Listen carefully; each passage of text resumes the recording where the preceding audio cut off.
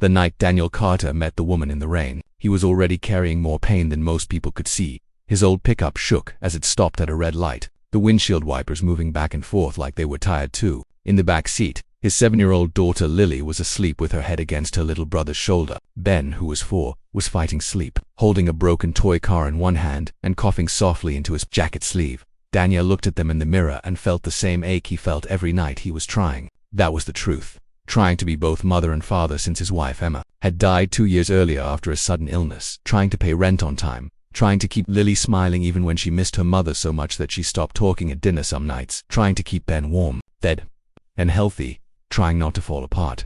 When nobody was looking, he worked mornings at a warehouse and evenings delivering groceries and takeout. He slept little, worried a lot, and kept going because his children had no one else. That evening had been worse than usual. His landlord had reminded him that rent was already 5 days late. Lily's school had sent a note about an unpaid activity fee. Ben's medicine needed to be refilled by Friday. Daniel had counted the money in his wallet 3 times and still came up short. When the light turned green, he drove past the downtown business district. Most office buildings were dark, their windows reflecting the stormy sky. Then, near the entrance of a tall glass tower, he saw someone sitting on the curb. At first, he thought it was a homeless person. Then lightning flashed, and he saw her properly. A woman in a dark coat sat in the rain, soaked through, her hands covering her face. Beside her lay a handbag and a pair of heels. She wasn't old, maybe mid-30s, dressed like someone who belonged inside the expensive building behind her, not outside on the wet sidewalk crying like her whole world had just collapsed. Daniel drove past. Then he looked again in the mirror. He could keep going. He should keep going. He had 2 tired children in the car, barely enough gas, and no time for strangers.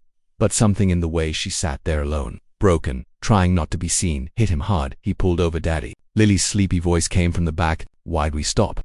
Just a minute, sweetheart. Daniel grabbed the old umbrella from the passenger side. It only half opened, one side bent, but it was better than nothing. He stepped into the rain and walked toward the woman. Ma'am, he said gently. She didn't respond. He crouched a little, keeping a respectful distance. Are you okay? She slowly lowered her hands. Her mascara had run down her face. Her eyes were red. She looked shocked, embarrassed, and completely exhausted. I'm fine, she said automatically. Daniel gave a small, tired smile. People sitting alone in heavy rain usually aren't fine.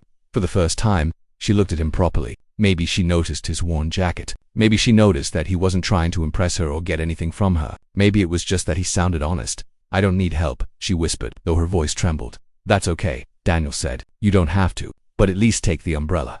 She looked up at the umbrella and then at him again. What about you? I've been wetter, he said.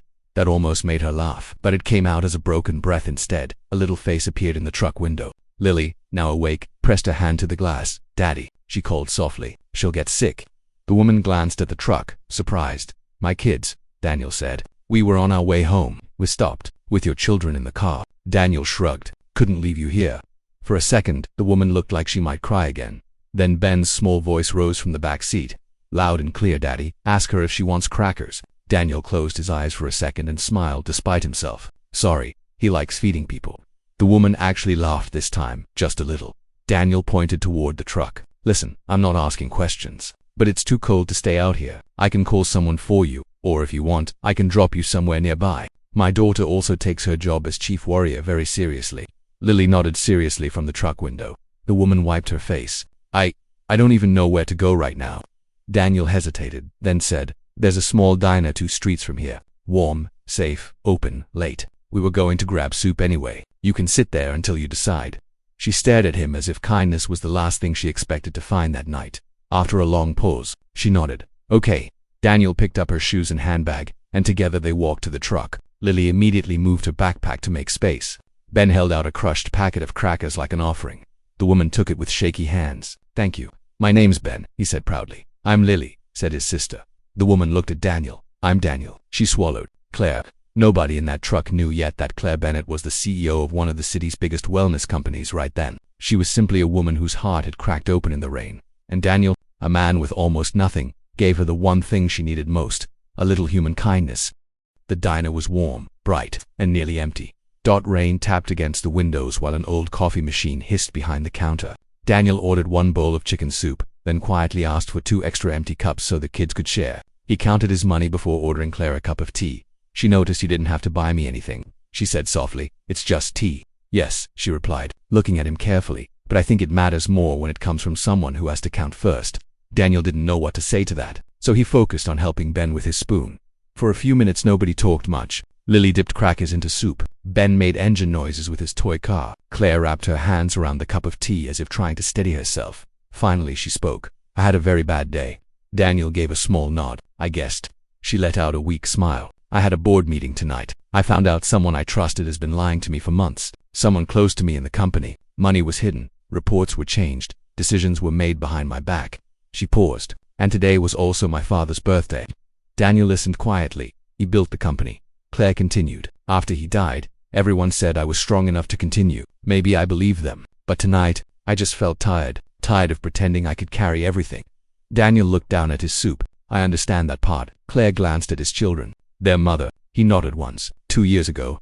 I'm sorry. Thank you. There was no drama in his voice. Just truth. The kind that had already cried enough. Lily looked between them. My daddy does everything. Daniel smiled gently. Lily, no, it's true, she said. He makes breakfast even when he burns toast. He braids my hair, but it comes out funny. He reads Ben stories, fixes stuff, goes to work, and still helps me with homework. Ben lifted his spoon, and he makes dinosaur pancakes, bad ones, that made all of them laugh. Claire watched Daniel with quiet attention. It was not just what the children said. It was how they said it. They trusted him completely. And you? Daniel asked after a moment. Anyone waiting for you at home? Claire shook her head. No husband, no children. She gave a faint smile. Just meetings, deadlines, and an apartment that feels too quiet. The words hung in the air. Daniel understood loneliness in a different form, but he understood it. When they finished, Claire reached for her bag. Let me pay. Daniel shook his head immediately. No, Daniel, no, it's fine. Claire looked at him with a mixture of gratitude and disbelief. You don't even know me. He met her eyes. You were crying in the rain. That was enough. For the first time that night, Claire looked away because she was close to tears again. Daniel drove her to a building on the other side of town. Before getting out, Claire took out a business card. If you ever need anything, Daniel raised his hand politely. Thank you, but I didn't help you for that. I know, she said. That's why I'm giving it to you. He hesitated, then accepted the card. Claire Bennett, Chief Executive Officer, Bennett Health Group. Daniel blinked. The big glass building, he asked. Claire gave a tired nod. Yes, Ben whispered loudly. That means she's rich. Claire laughed, the first real laugh of the night. Lily elbowed her brother. That's rude. No, Claire said, smiling through tired eyes. It's also accurate. Before leaving, she turned back to Daniel. Thank you for stopping. He nodded. Take care, Claire. But life didn't suddenly become easy after that. The next morning, Daniel overslept because Ben had developed a fever in the night. He missed the first hour of his warehouse shift. His supervisor warned him that one more late arrival could cost him the job. By afternoon, the landlord called again. By evening, the school called because Lily had gotten into an argument with another girl who said, your dad can't do things moms do. When Daniel picked Lily up, she climbed into the truck and crossed her arms tightly.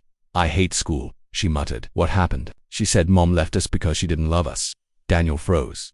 Children could be cruel without understanding the weight of their words. He parked outside their apartment and turned to face her. Lily's eyes filled with tears she had been trying hard to hold in. Did Mom leave because we weren't enough? Daniel's heart broke so sharply he nearly forgot how to breathe. No. His voice shook. He reached back and took her small hand. No, sweetheart. Your mother loved you more than anything in the world. She didn't leave by choice.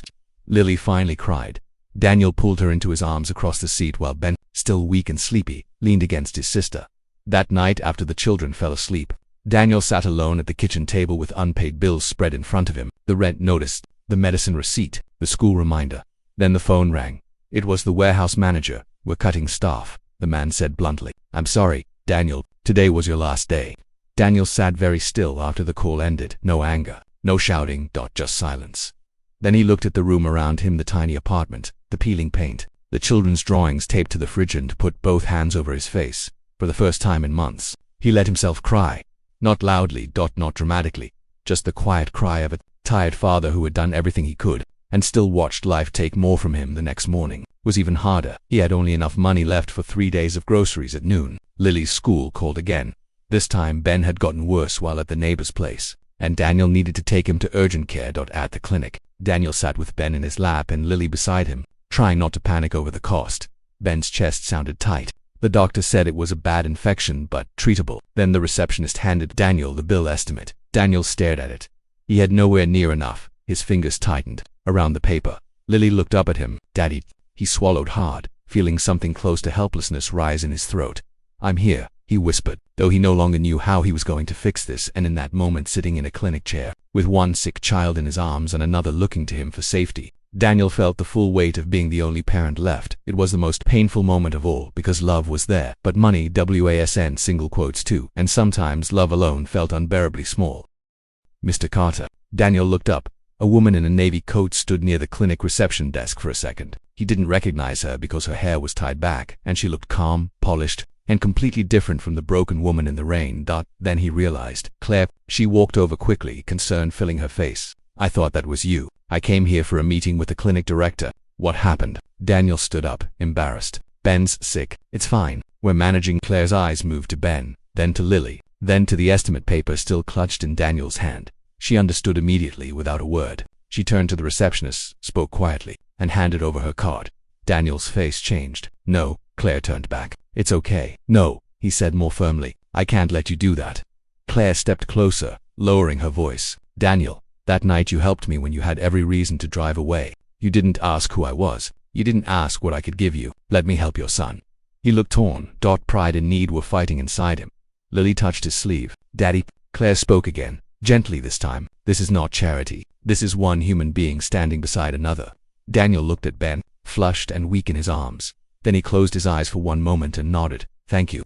Ben got the treatment he needed that day, but Claire's kindness did not stop there. A few days later, she called Daniel and asked if he would meet her for coffee. He almost said no. He didn't want to feel like he owed anyone, but something in her tone sounded sincere, not forceful. So he agreed. They met at a small cafe near a park where Lily and Ben could play within view.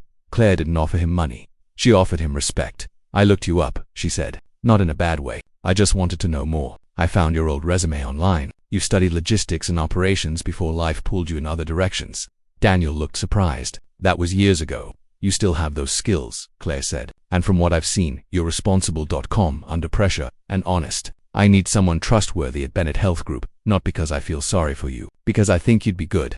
Daniel stared at her. You want to hire me. I want to interview you, she corrected with a small smile. Properly. It had been a long time since anyone looked at Daniel and saw more than a tired single father in worn-out shoes. The interview happened the following week. Real questions, real expectations, real standards, and Daniel earned the job. It started as a junior operations coordinator role, nothing glamorous, but stable, respectable, and with health insurance. The hours were better. The pay was enough to breathe again. For the first time in a long time, he could be home for dinner without checking delivery. Orders on his phone. Change did not happen overnight.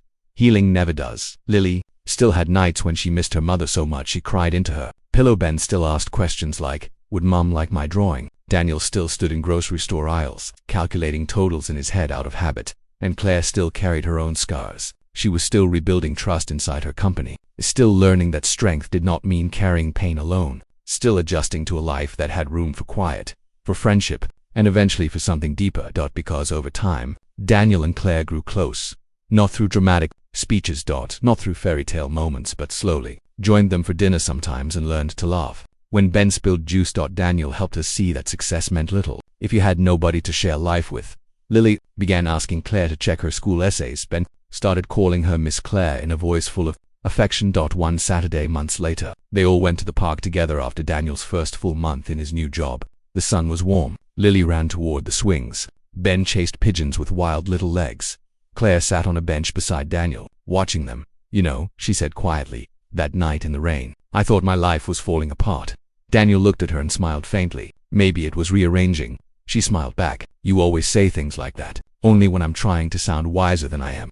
She laughed, then grew thoughtful. You changed something in me, Daniel. He shook his head. No, you changed your own life. I just stopped the truck. Claire looked at him for a long moment. And sometimes that's all kindness is. Stopping when others keep going.